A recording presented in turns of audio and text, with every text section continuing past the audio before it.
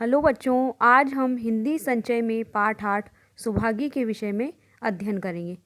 प्रस्तुत कहानी हिंदी के सुप्रसिद्ध कथाकार मुंशी प्रेमचंद द्वारा लिखित है। मुंशी प्रेमचंद ने ग्रामीण जीवन का यथार्थवादी चित्रण करने में महारत हासिल कर रखी थी। इस कहानी के माध्यम से एक ओर हमारे समाज में पुत्र को पुत्री से श्रेष्ठ समझे जाने की भावना पर करारी चोट की गई है, तो दूसरी ओर जीवन की विकट से विकट यानी कठिन से कठिन परिस्थितियों का भी सफलतापूर्वक सामना करने की नारी की क्षमता को सिद्ध किया है।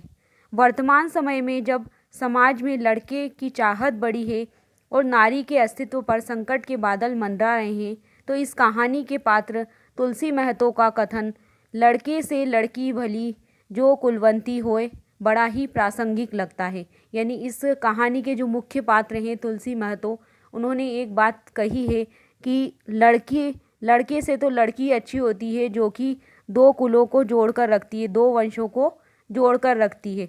तो ये कथन उन्होंने अपनी बेटी के लिए कहा है और इस कहानी के माध्यम से एक बेटी के द्वारा अपने माता पिता की सेवा करना और बेटी को पुत्र से श्रेष्ठ समझना, इस प्रकार की बात इस कहानी के माध्यम से बताई गई है। इस कहानी को पढ़ने से पहले हम इस कहानी के शब्दार्थ को पढ़ेंगे। ज्वर का अर्थ होता है बुखार, त्रिया का मतलब होता है स्त्री, कंठ का अर्थ होता है गला, कौर का अर्थ होता है निवाला, विनीत का अर्थ होता है नम्र, सजल का मतलब होता है आंसू भरे, उजड्ड का मतलब होता है गंवार, पैगाम का अर्थ होता है संदेश या सूचना, विपदा का अर्थ होता है संकट या मुसीबत, आग्रह का मतलब होता है प्रार्थना करना, कृतज्ञ का मतलब होता है उपकार मानने वाला, मंगलमय का अर्थ होता है कल्याणकारी, देनदार का मतलब होता है कर्ज देने वाला, अंत्येष्टि का मतलब होता है अंतिम संस्कार, नागा का अर्थ होता है अनुपस्थिति, अबला का मतलब होता है कमजोर स्त्री, राजी होना का मतलब होता है मान लेना, ठेका लेना का मतलब होता है जिम्मेदारी लेना, चलने की वेला का अर्थ होता है जाने का समय। इस प्रकार हमने इस पाठ के शब्दार्थ को पढ़ लिया है। इस कहानी में पुत्र को पुत्री से श्रेष्ठ समझे जाने की भावनाओं को दर्शाया गया है। तो हम इस कहानी को पढ़कर इस भाव को समझेंगे कि किस प्रकार एक पुत्री ने अब अंतिम समय में अपने पिता की किस प्रकार सेवा की और उन्हें किसी भी प्रकार का कष्ट नहीं दिया।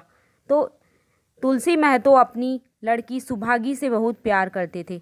यानी तुलसी महतो नाम का व्यक्ति था, वो अपनी बेटी से बहुत प्यार करता था। छोटी उम्र में ही वह घर के काम में चतुर और खेतीबाड़ी के काम में निपुण थी। यानी कम उम्र में ही जो सुभागी थी वो बहुत ही चालाक और खेतीबाड़ी के काम में कुशल थी। उसका बड़ा भाई जो था, जो कि उससे उम्र में बड़ा था, रामू, वह बड़ा ही कामचोर और आवारा था। तुलसी ने सुभागी और रामू दोनों की शादी कर दी। यानी तुलसी महतो ने दोनों की शादी कर दी। थोड़े ही दिन बीते थे कि अचानक एक दिन एक बड़ी विपदा आ गई। यानी एक बड़ी मुसीबत उनके ऊपर आ गई। सुभागी बहुत छोटी उम्र में ही विधवा हो गई। यानी कम उम्र में ही सुभागी ने अपने पति को खो दिया और वो विधवा हो गई। सुभागी के दुख की कोई सीमा न थी। यानी सुभागी अपने पति के मरने से बहुत दुखी हो चुकी थी। बेचारी को अपना जीवन पहाड़ की तरह लगने लगा। यानी पहाड़ जैसा बड़ा अपना जीवन उनको सुभागी को लगने लगा। कुछ साल बीत चुके थे। लोग तुलसी महतो पर दबाव डालने लगे कि लड़की की कहीं दूसरी शादी कर दो। यानी तुलसी महतो से लोग कहने लगे कि तुम्हारी बेटी इतने कम उम्र में विधवा हो गई है तो तुम उसकी कहीं और शादी कर दो। आजकल इसे कोई बुरा नहीं मानता तो क्यों सोच विचार करते हो। यानी इसे कोई बुरी स्थिति नहीं मानता है, क्यों ना तुम अपनी बेटी की दूसरी शादी कर दो। तुलसी ने कहा, भाई मैं तो तैयार हूँ, लेकिन सुभागी भी तो माने। यानी मेरी बेटी सुभागी भी इस बात के लिए राजी हो, तभी तो मैं उसका दूसरा विवाह कर सकता हूँ। हरिहर ने सुभागी को समझाकर कहा, बेटी हम तेरे भले के लिए कह रहे हैं। यानी उनके पड़ोस में कोई हरिहर रहते थे, उन्होंने उसे समझाया कि हम तुम्हारे भले के बारे में कह रहे हैं कि तुम क्यों ना दूसरी शादी कर लो। माँ बाप अब बूढ़े हो गए हैं, यानी तुम्हारे माता पिता अब बूढ़े हो चले हैं, उनका क्या भरोसा। तुम इस तरह कब तक बैठी रहोगी, यानी इस तरह विधवा की ज़िंदगी तुम पूरी ज़िंदगी कैसे गुजारोगी। सुभागी ने सिर झुकाकर कहा, चाचा मैं तुम्हारी बात समझ रही हूँ, लेकिन मेरा मन शादी करने को नहीं कहता, यानी मेरी इच्छा नहीं है कि मैं दूसरी शादी करूँ।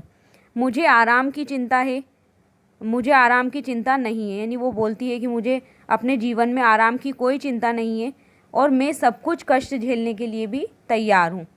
जो काम तुम कहो वह सिर आँखों के बल करूँगी, यानी आप मुझे जो भी काम कहेंगे मैं अपनी सिर और आँखों के बल पर उसे करूँगी, यानी सारी बात आपकी मानूंगी। मगर शादी करने को मुझसे न कहो, यानी ये शादी करने वाली बात आप मुझसे न कहें तो अच्छा होगा। उजड्ड रामून, उजड्ड रामू का उजड्ड मतलब होता है कि गंवार रामू, यानी उसका भाई जो गंवार था वो बोलता है कि तुम अगर सोचती हो कि भैया कमाएंगे और मैं बैठी मौज करूंगी तो इस भरोसे न रहना, यानी भाई तो कमाएगा और तुम बैठी हुई घर पर खाओगी, तो इसके भरोसे मत रहना, क्योंकि मैंने तुम्हारा जन्म भर का ठेका नहीं लिया है। ऐसा उसका भाई सुभागी को जवाब देता है। रामू की दुल्हन रामू से भी 2 उंगल ऊंची थी, यानी उसकी रामू की पत्नी जो थी वो उससे 2 उंगली भर भी लंबाई में बड़ी थी। वह मटक कर बोलती है, हमने किसी का कर्ज थोड़ी लिया है, हमने किसी से पैसा उधार नहीं लिया है कि जन्म भर बैठा कर खिलाएंगे, कि हम ज़िंदगी भर उसे बिठा कर खिलाएंगे। यह हमारे बूते की बात नहीं है, यानी बूते मतलब यह हमारे बस की बात नहीं है, यानी हमारी पहुंच से बाहर है यह बात।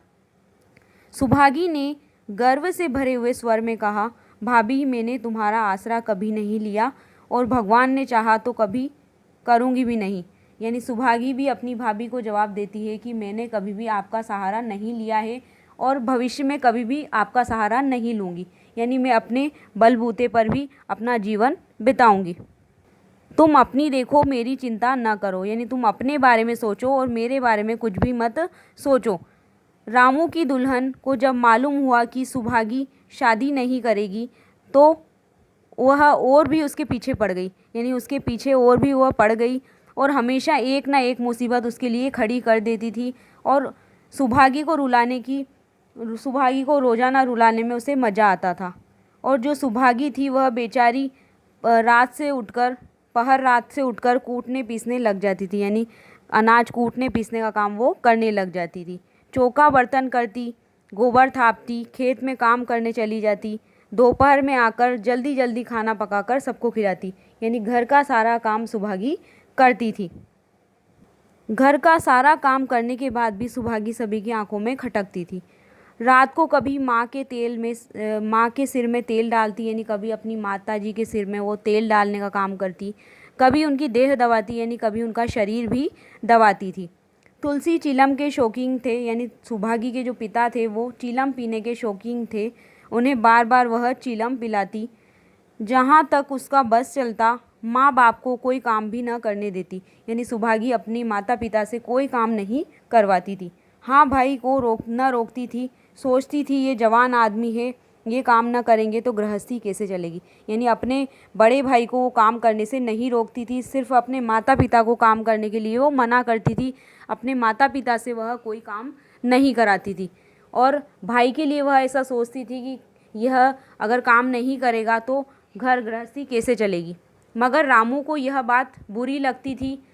वह सोचता था कि अम्मा और दादा को तिनका तक नहीं उठाने देती और मुझे पीसना चाहती है, यानी अम्मा और दादा जो हैं उन्हें कुछ काम नहीं करने को कहती है ये। और यहाँ तक कि ये बात सुनकर वह आपे से बाहर हो जाता है, यानी गुस्सा उसे आ जाता है। सुभागी से बोला, अगर उन लोगों का बड़ा मोह है तो क्यों अलग नहीं लेकर रहती, यानी अपने माता पिता से इतना प्रेम करती हो, तुम स्नेह करती हो, तो उन्हें अलग क्यों नहीं कर लेती, अलग क्यों नहीं रहने लग जाती। तुलसी महतो बोलते हैं, रामू के पिता बोलते हैं कि जब तक मैं जीता हूँ तुम उसे कुछ नहीं कह सकते, यानी जब तक मैं जिंदा हूँ तुम सुभागी को कुछ नहीं कह सकते। मेरे पीछे जो जी चाहे वो करना, यानी मैं मर जाऊँ उसके बाद तुम्हारी मर्जी हो जो उसके साथ करना। बेचारी का घर में रहना मुश्किल कर दिया है, यानी घर में रहना उसका मुश्किल हो चुका है, उसे दिन भर तुम ताने सुनाते रहते हो। रामू बोलता है, आपको बेटी बहुत प्यारी है तो उसे गले बांध कर रखिए, मुझसे तो नहीं रुका जाता, यानी मैं तो उससे कुछ ना कुछ कहूँगा ही, क्योंकि मुझसे नहीं रुका जाता। तुलसी महतो बोलते हैं, अच्छी बात है, अगर तुम्हारी यही मर्जी है तो यही होगा, यानी तुम बंटवारा करवाना चाहते हो तो यही होगा। मैं कल गांव के आदमियों को बुलाकर बंटवारा कर दूंगा, यानी गांव के कुछ लोगों को बुलाकर घर की जो भी हिस्से में जिसके आ रहा है उसका मैं घर का और जो भी हमारे पास ज़मीन जायदाद है उसका मैं हिस्सा करवा दूंगा। तुम चाहे अलग हो जाओ या सुभागी नहीं अलग होगी, यानी तुम मेरे से अलग हो सकते हो लेकिन मेरी बेटी मुझसे अलग नहीं होगी, ऐसा सुभागी के पिता रामू से कहते हैं। रात को तुलसी लेटे वह पुरानी बात याद कर रहे थे जब रामू के जन्मोत्सव में उन्होंने रुपए कर्ज लेकर जलसा किया था, यानी उनके घर में जब बेटा पैदा हुआ था तब उन्होंने पैसे उधार, घर में पैसे नहीं होते हुए पैसा उधार लेकर उन्होंने एक बहुत बड़ा जन्म उत्सव मनाया था। और जब सुभागी पैदा हुई तो घर में रुपए रहते हुए भी उन्होंने एक कौड़ी तक भी खर्च नहीं की थी, यानी एक कौड़ी तक भी उन्होंने खर्च करना अच्छा नहीं समझा था। पुत्र को उन्होंने रत्न समझा था और पुत्री को पूर्व जन्म के पापों का दंड, यानी बेटे को उन्होंने रत्न के समान बहुमूल्य समझा था, कीमती समझा था, लेकिन जो उनकी बेटी थी उसे उन्होंने पुराने जन्मों का, पिछले जन्म का पापों का फल माना था। वह रत्न कितना कठोर निकला और यह दंड कितना मंगलमय, यानी जिसे वो रत्न समझ रहे थे वो कितना बेकार निकला और यह जिसे हम दंड समझ रहे थे वो कितनी मंगलमय सिद्ध हुई, हमारे लिए शुभ सिद्ध हुई। दूसरे दिन तुलसी महतो ने गांव के आदमियों को जमा करके कहा, पंचों, अब रामू का और मेरा घर एक साथ निभा नहीं हो सकता, यानी मेरे बेटे का और मेरा गुजारा एक साथ नहीं हो सकता है, इसलिए मैं चाहता हूँ कि तुम लोग इंसाफ से जो कुछ मुझे दे दो वह लेकर अलग हो जाऊं, यानी तुम जो भी कुछ मुझे देना चाहते हो उसे लेकर मैं अलग हो जाऊं। रात दिन की किचकिच अच्छी नहीं होती, यानी रात दिन जो लड़ाई हो रही है वो अच्छी नहीं होती है। गांव के मुखिया बाबू सज्जन सिंह बड़े सज्जन पुरुष थे, यानी गांव के जो मुखिया थे वो बहुत ही सज्जन पुरुष थे। उन्होंने रामू को बुलाकर पूछा, क्यों जी, तुम अपने बाप से अलग रहना चाहते हो? तुम्हें शर्म नहीं आती कि औरत के कहने से माँ बाप को अलग किए देते हो? राम राम। यानी उसके गांव के जो मुखिया होते हैं सज्जन सिंह, वो एक तरफ रामू को बुलाते हैं और उससे इस तरह की बात कहते हैं कि तुम अपने पिता से ही अलग होना चाहते हो, तुम्हें ऐसा करने में बिल्कुल भी शर्म महसूस नहीं होती है और तुम अपने माँ बाप को ही अलग करना चाहते हो। तो रामू ने ढिठाई से कहा, ढीठ पने से उसने कहा, जब एक साथ गुजर न हो तो अलग होना ही अच्छा है, यानी जब तक एक साथ गुजारा होना अच्छा नहीं होता तो अलग हो जाना ही ठीक होता है। तो सज्जन सिंह उससे कहते हैं कि तुमको एक साथ रहने में क्या कष्ट होता है? अब रामू से पूछते हैं कि तुम एक साथ क्यों नहीं रहना चाहते, तुम्हें एक साथ रहने में क्या परेशानी है, यानी क्यों अलग होना चाहते हो? रामू बोलता है, साहब मेरा इनके साथ निवाह न होगा, यानी मैं इनके साथ मेरा जीवन निर्वाह नहीं होगा, बस मैं और कुछ नहीं जानता, इसके अलावा मैं कुछ भी नहीं जानता हूँ। यह कहता हुआ रामू वहाँ से चला जाता है, यानी इतनी बात रामू सज्जन सिंह से करता है और वहीं से चला जाता है। तुलसी महतो जो कि उसके पिता थे वो सारी बात वहाँ पर देख रहे थे। अब वह सज्जन सिंह से बोलते हैं कि देख लिया आप लोगों ने इसका मिजाज, आप चाहें 4 हिस्सों में से 3 हिस्से इसको दे दें, पर अब मैं इस दुष्ट के साथ न रहूँगा, यानी इस बुरे व्यक्ति के साथ मैं रहना पसंद नहीं करूँगा, या जायदाद में से ज़्यादा हिस्सा इसको आप दे सकते हो लेकिन मैं इसके साथ नहीं रहूँगा। भगवान ने बेटी को दुख दे दिया, नहीं तो मुझे खेती बाड़ी लेकर क्या करना था, यानी मेरी बेटी बचपन में ही विधवा हो गई, तो नहीं तो मैं खेती बाड़ी भी मेरे लिए आवश्यकता नहीं थी, क्योंकि जहाँ रहता वहीं मैं कमा कर खाता, यानी अगर मेरी बेटी घर पर नहीं होती तो मैं जहाँ रहता वहीं पर मैं कमा कर खा लेता। भगवान ऐसा बेटा बेरी को भी ना दे, यानी इस तरह का बेटा, मेरे जैसा बेटा दुश्मन को भी नहीं दे। लड़के से लड़की भली जो कुलवंती होए, यानी लड़के से तो लड़की अच्छी होती है जो कि 2 वंशों को जोड़कर रखती है, ऐसा तुलसी महतो सज्जन सिंह से कहते हैं। इसके आगे की घटना हम इस पार्ट के वीडियो के भाग 2 में पढ़ेंगे। धन्यवाद।